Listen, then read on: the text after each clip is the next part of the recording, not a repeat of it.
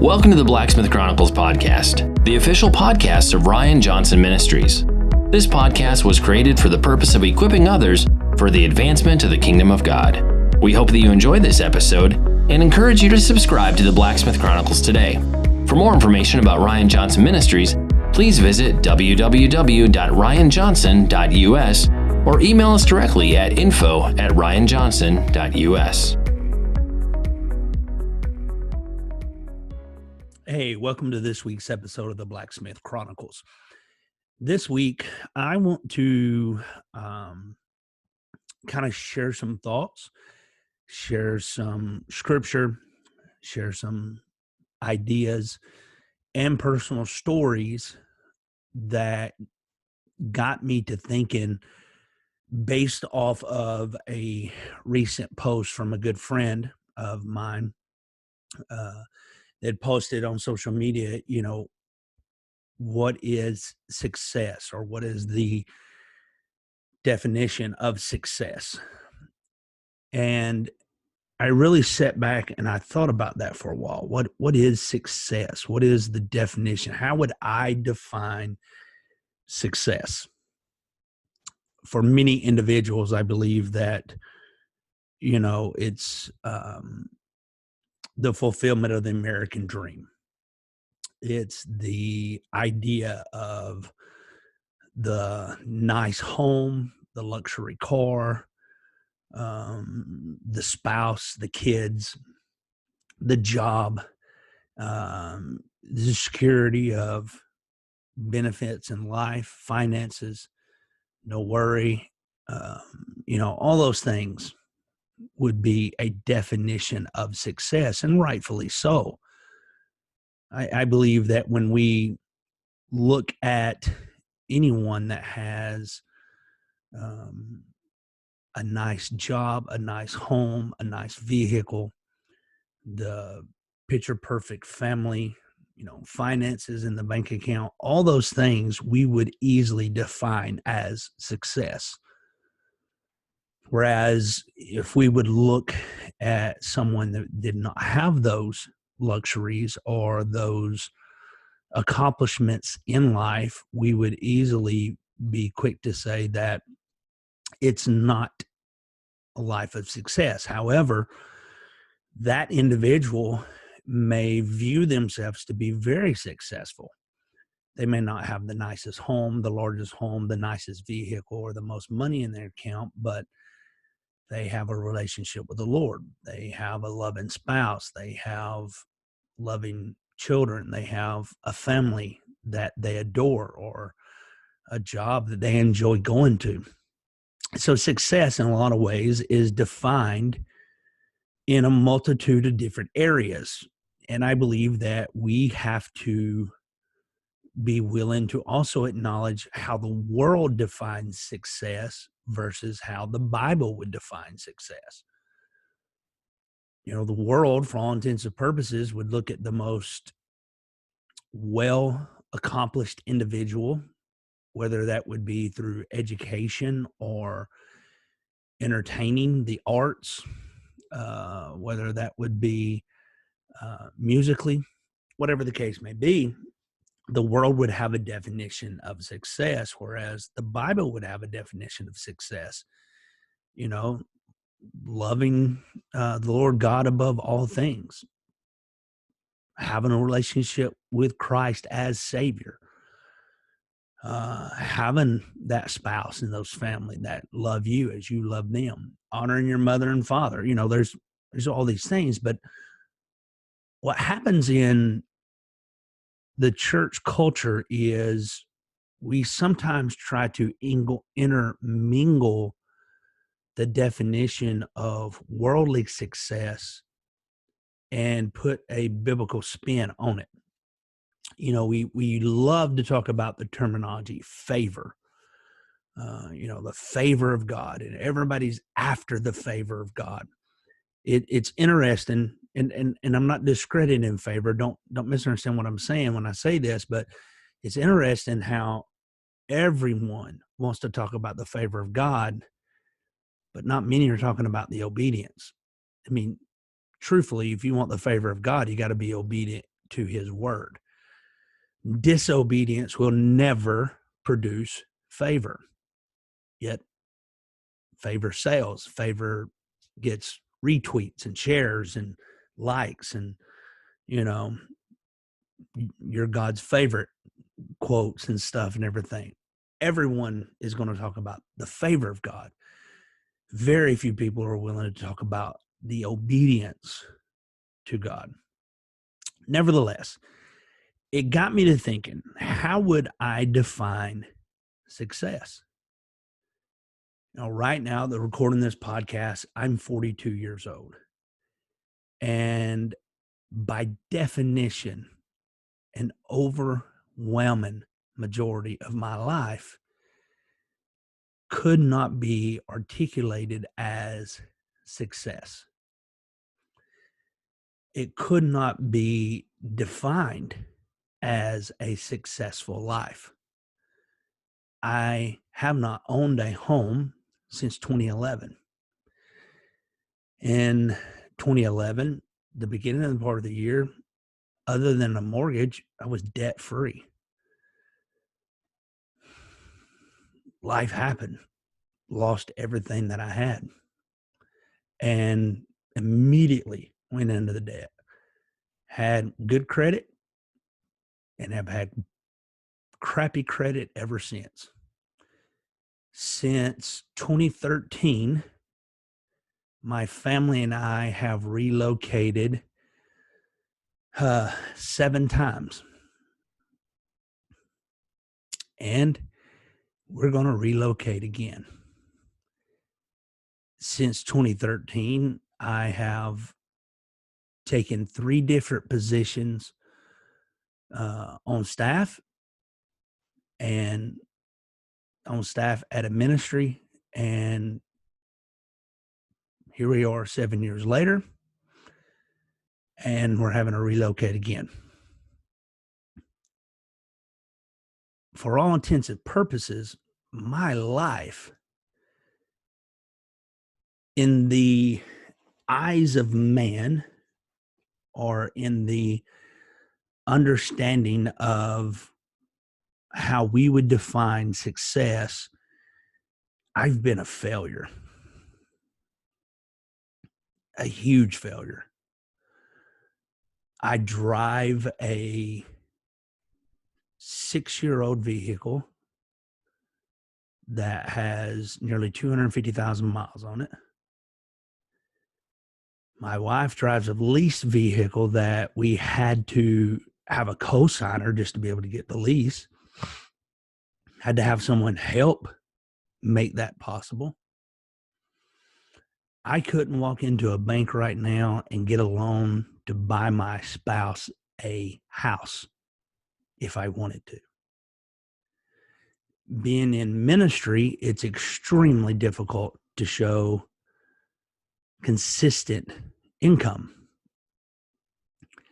And so it's interesting, when I looked at that question, I thought, I don't know that I can answer it. Define success. I can answer it from book knowledge.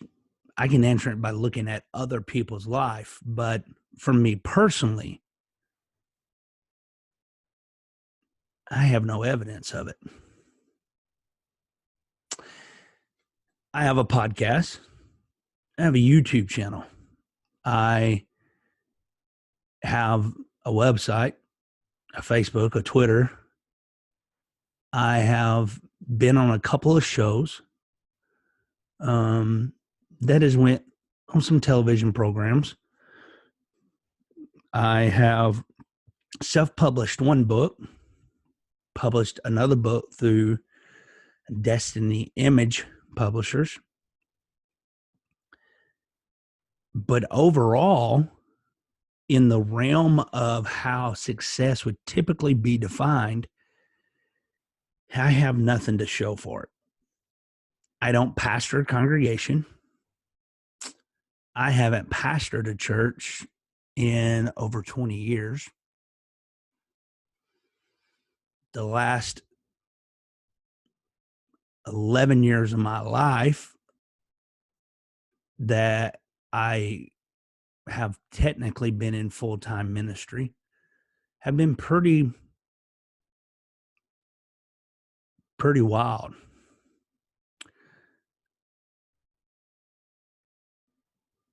My children have been to many different schools. They have cried. I've cried.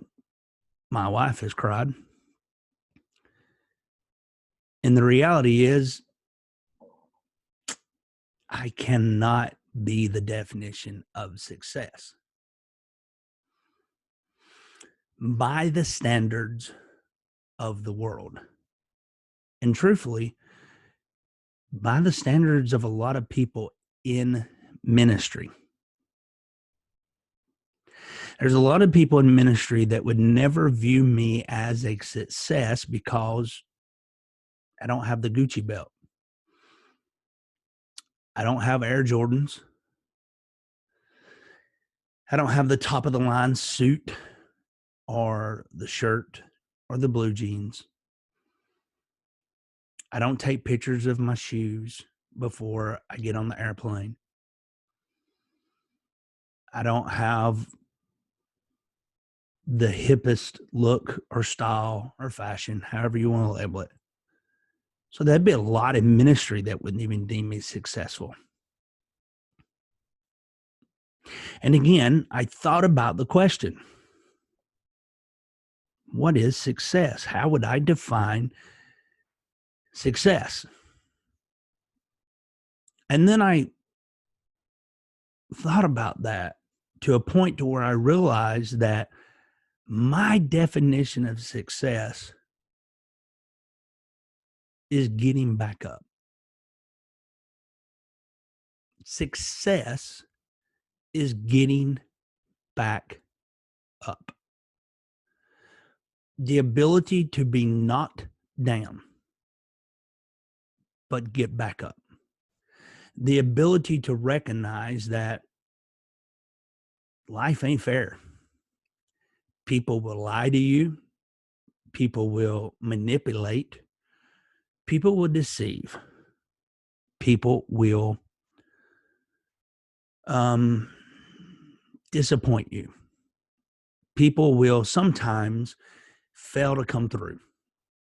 People who say that they genuinely care sometimes don't even know how to care. Those that said they love you often are the most rarest ones to ever hear from. Those that say that they would be there for you or whatever the case may be. You find out in life that you're friends with a lot of people, but you're only truly a friend to a select few.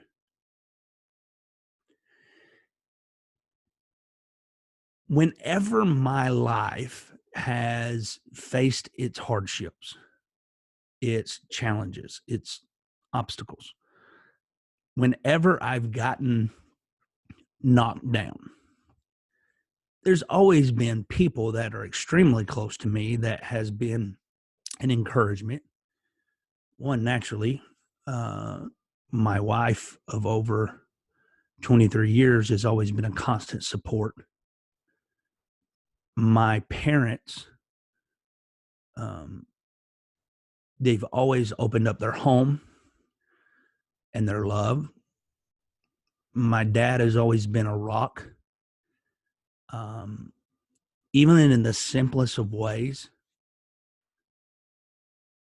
after receiving some devastating news not long ago, I get a card in the mail from my dad that simply says, "Hang in there.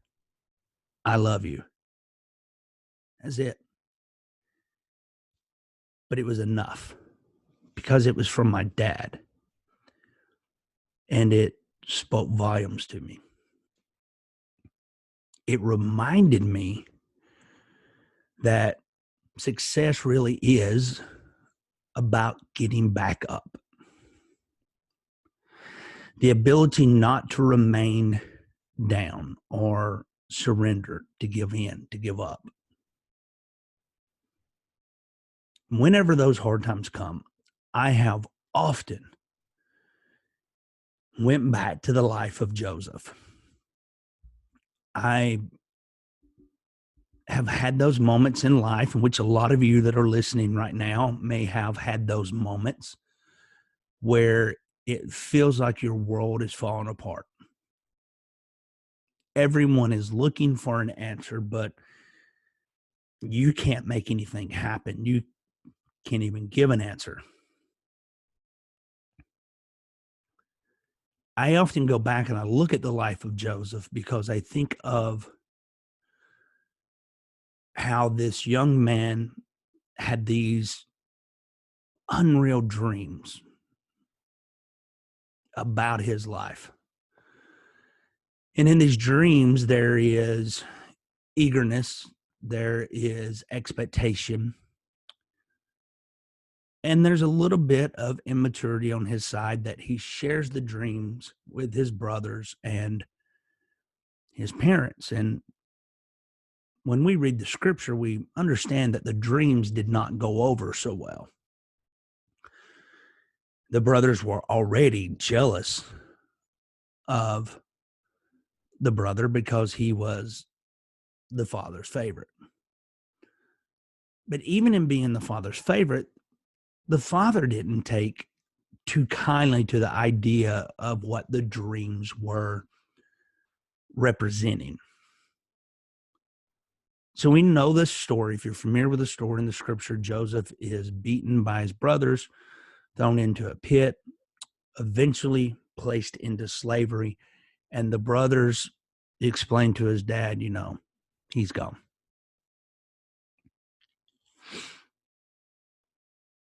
He ends up being lied about with Potiphar's wife. She is trying to get him to commit adultery. He doesn't buy into it. She deceives, manipulates, lies. He ends up in prison. And in honest to goodness, it seems like at that time in Joseph's life that he would be very bitter, angry, possibly offended. He would be extremely frustrated, maybe even angry at God. But we don't get that understanding in the scripture.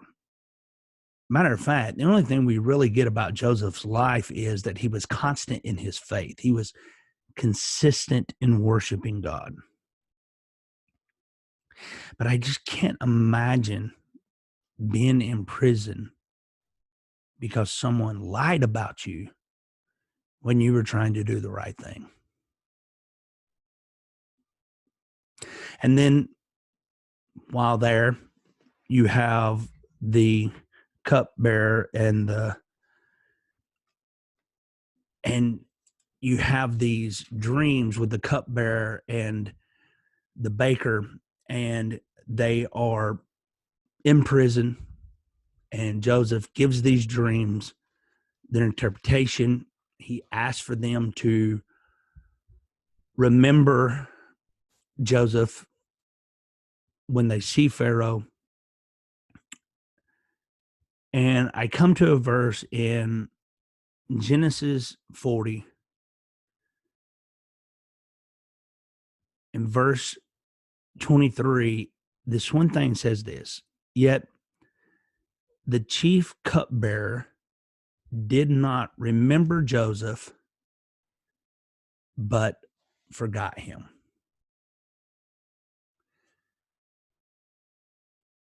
I read that verse and there was something about it that just, I don't know, it captivated my attention. Here's Joseph, this faithful, devoted man of God, this dreamer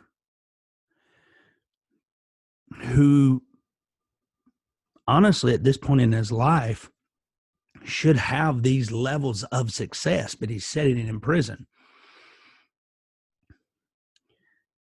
He interprets the dreams and he thinks, I'm about to get out.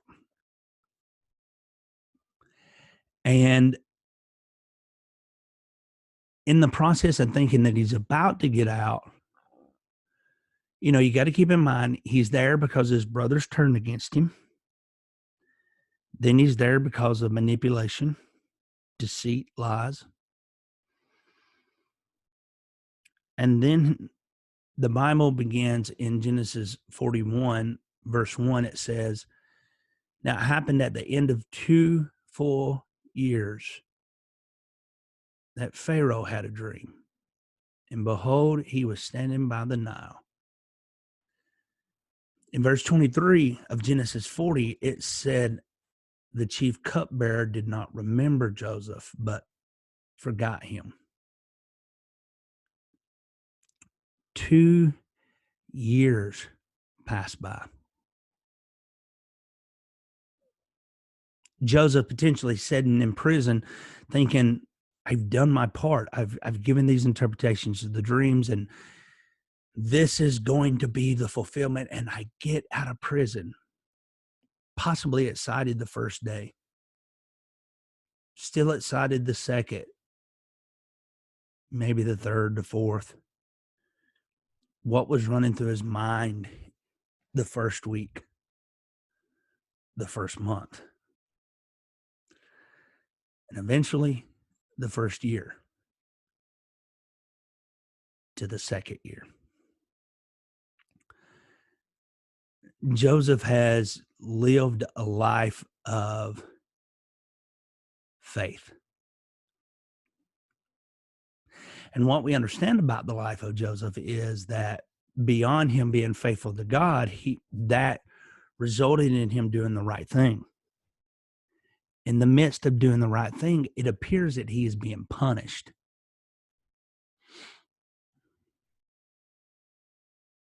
And he sits there for 2 years before this dream that Pharaoh has. Eventually, the cupbearer remembers Joseph. They call Joseph. Joseph gives the interpretation, and all of a sudden, you have this understanding that Joseph is now put in second of all command of Egypt, prepares them for the famine. His brothers come back, and when we read the scripture, how all that unfolds, the dreams that he shared early in his life are ultimately fulfilled.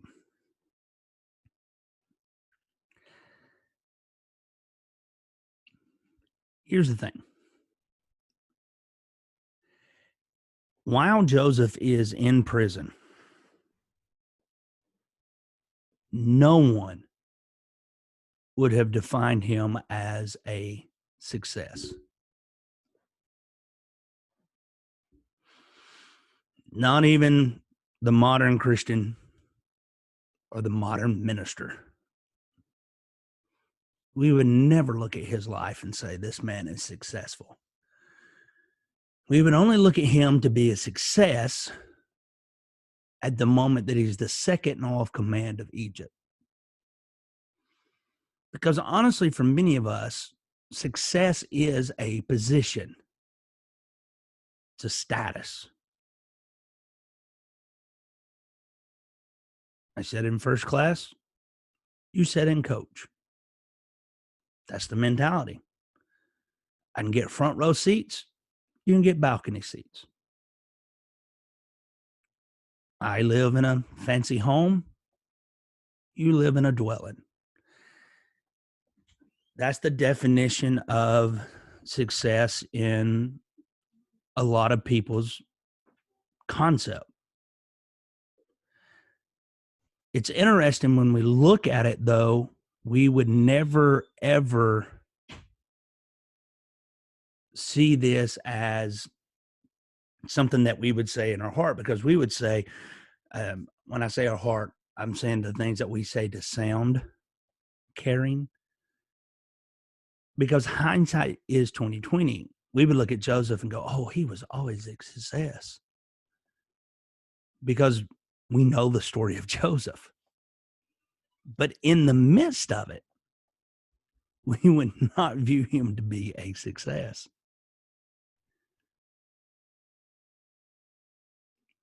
Joseph knew how to get back up. And here's the thing.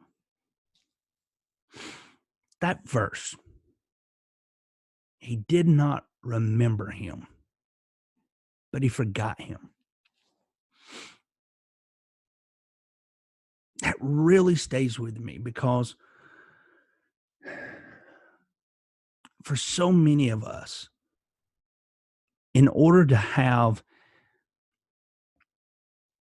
any kind of success in the understanding of what we do in life,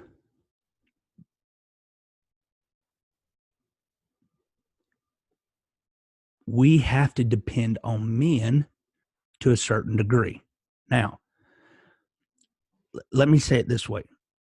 I know that God can do above and beyond what man cannot do, but don't ever get to the point that you fail to recognize God uses man. God didn't create man without man having a purpose. And here's the thing. Often in your life, you're going to depend on man.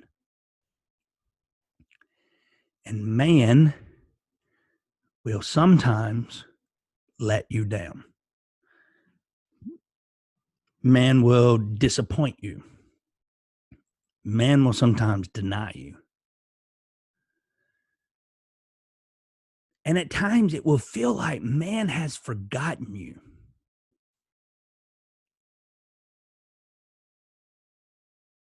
Years ago,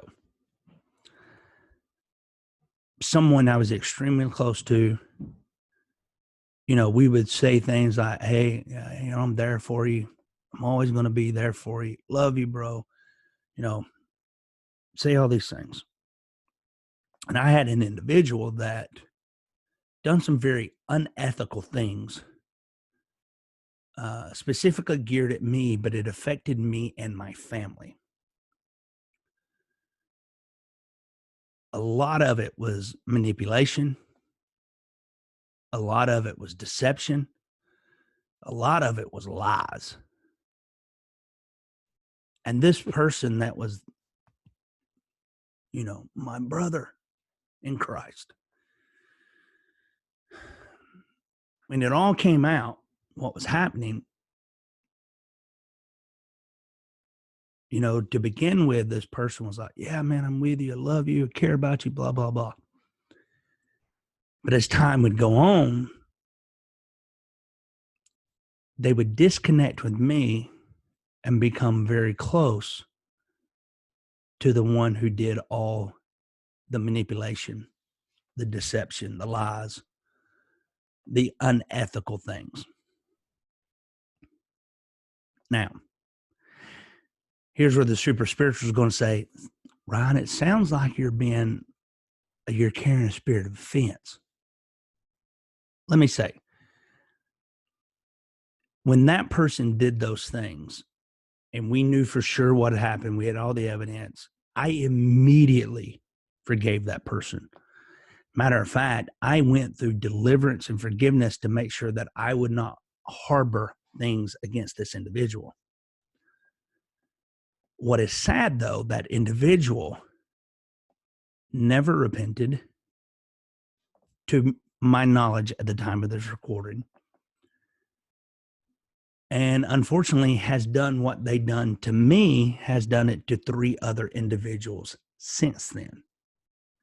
Yet the person that was a good friend of mine disconnected from me and joined with them. In all honesty, felt like I had been forgotten about. But you get back up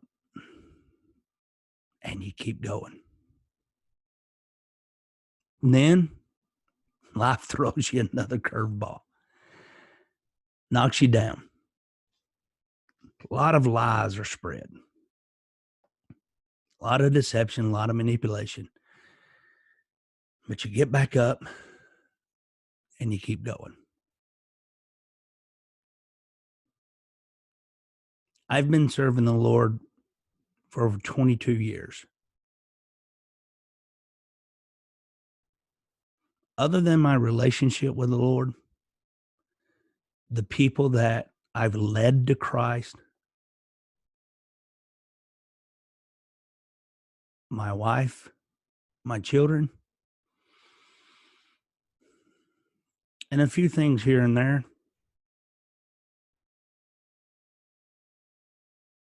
I really ain't got a whole lot to show for it. Technically, I don't own a car. I don't own a home. I don't own land.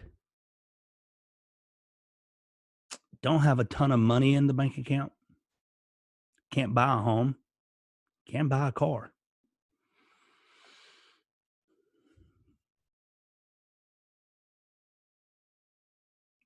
Don't have the designer clothes, the fancy suits, the newest computer.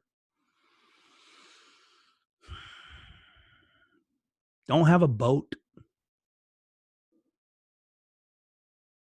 Don't go to the big hunting lodge or the ski resort or elaborate vacations. My youngest son's 9 years old, never been to Disney World.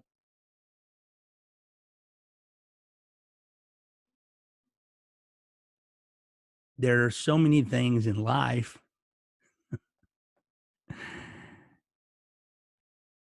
it appears that success forgot about me.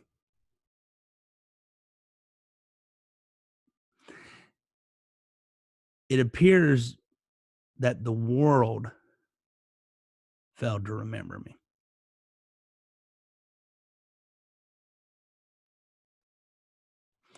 Obviously, Satan hasn't.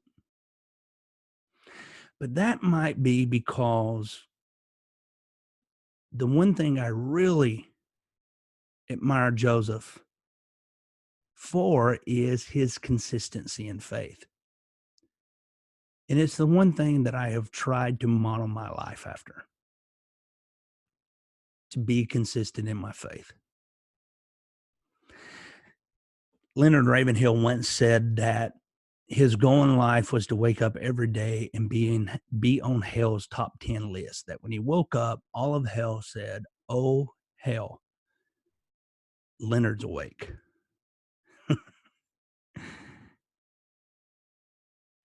Leonard Ravenhill passed away in 1994. I was born again in 1997, November 30th. So I never knew Leonard Ravenhill. But I've made that my goal. I want to be on hell's top 10 list. That when I wake up, all of hell goes, "Oh, hell, Ryan is up." But what I've recognized in that is, with a life of consistent faith, there's going to be times of suffering. There's going to be times of sorrow and grief, anger and frustration, disappointment, hurt, tears, rejection. There's going to be times in your life when you're going to feel like you're forgotten about. There's going to be times in your life when you recognize, hey, you're not A team.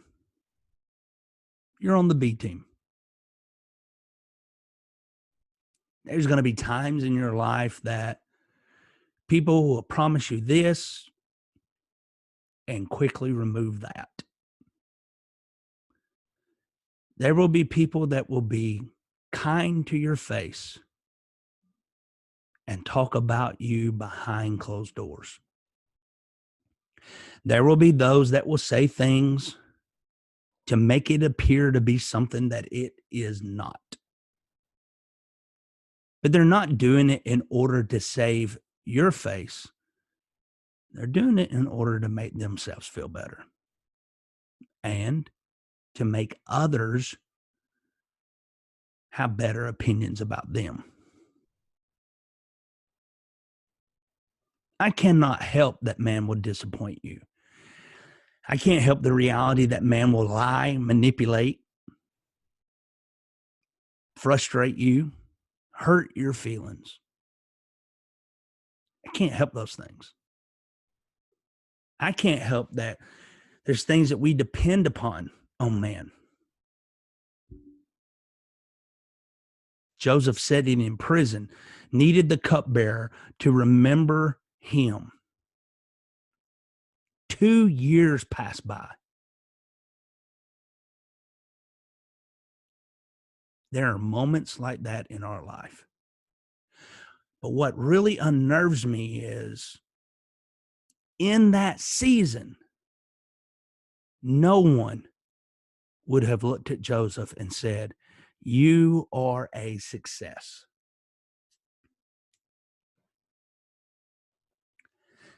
I'm concerned about the body of Christ. I'm concerned because of how we define success. I'm concerned that we're willing to listen to those that have glimpses of success according to the standards of the world, but have never truly led someone to Christ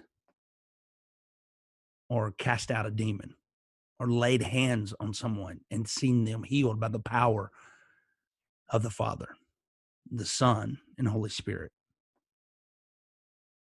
There is the name and the authority of Jesus, but most people don't speak that in modern ministry. They speak what makes you feel good, what gets the retweets and the shares and the likes and the applause. Everyone is wanting the comfort, the edification, and the exhortation. But no one is wanting the repent, the rebuke, and the restoration process.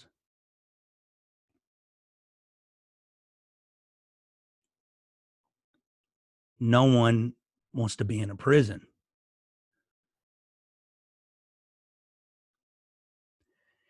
It concerns me how we can look at a man or woman of God and see their monetary gain or their worldly possessions and define them as success.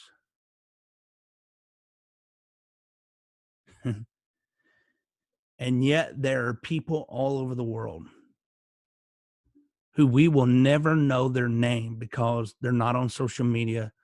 They don't have a YouTube account. They've not been on television. They don't have the number one bestseller. But the truth is, they're more of a success than we'll ever be. They've led more people to Christ. They've seen more healings and deliverances. Well, they've been lied about. They've been mistreated. They've been manipulated. But they kept getting back up.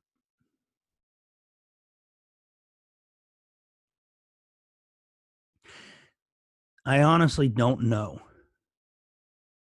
when I'll be able to fulfill the dreams that my wife has.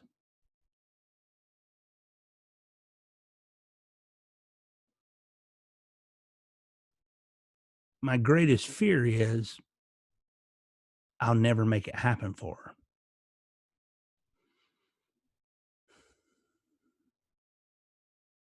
My greatest concern is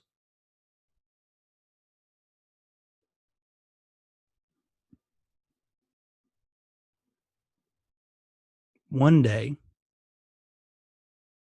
it's not that I could be forgotten,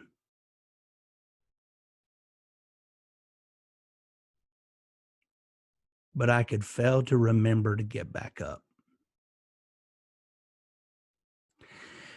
If I don't remain constant in my faith,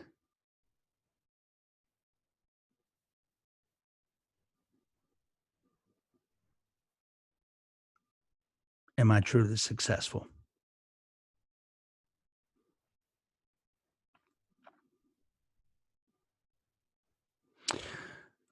What is it that drives us to the point to where we don't get back up?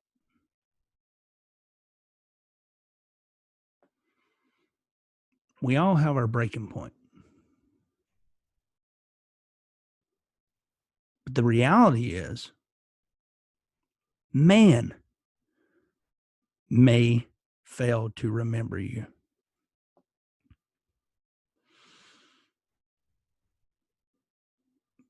But the Father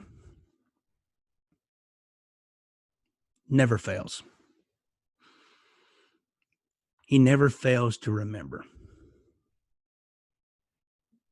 He never forgets you.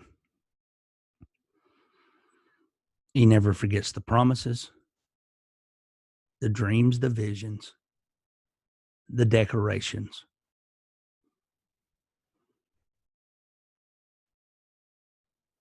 Man will always be there to sometimes disappoint you. Although man will make ways for you, open up doors for you, give you things that you never had it not been for them. We must learn as sons and daughters of God to have more trust in the Lord than in man. Because the truth is, when you have more trust in man, the first time man knocks you down and fails to remember you, you'll walk away from God. But the problem is your understanding of God was man and not really him. So,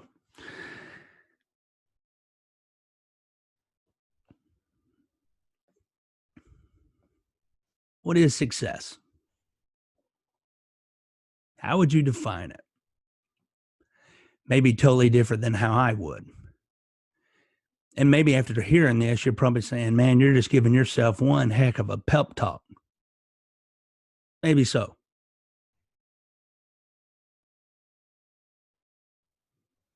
But I've been knocked down a few times.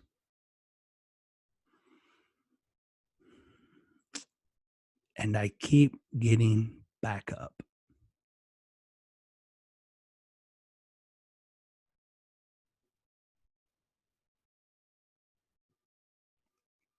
You got to keep getting back up.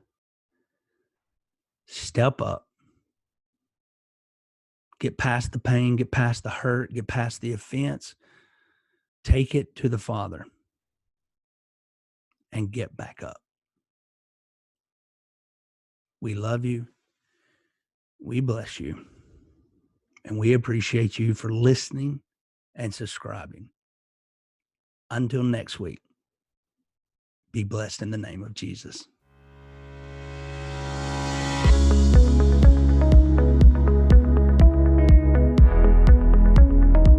Thank you for listening to the Blacksmith Chronicles podcast. It is our prayer that this episode challenged you, encouraged you, and equipped you for the advancement of the kingdom of God. For more episodes or ways that you can partner with Ryan Johnson Ministries, please go to www.ryanjohnson.us or email us directly at info@ryanjohnson.us. Please join us again soon for another episode of the Blacksmith Chronicles.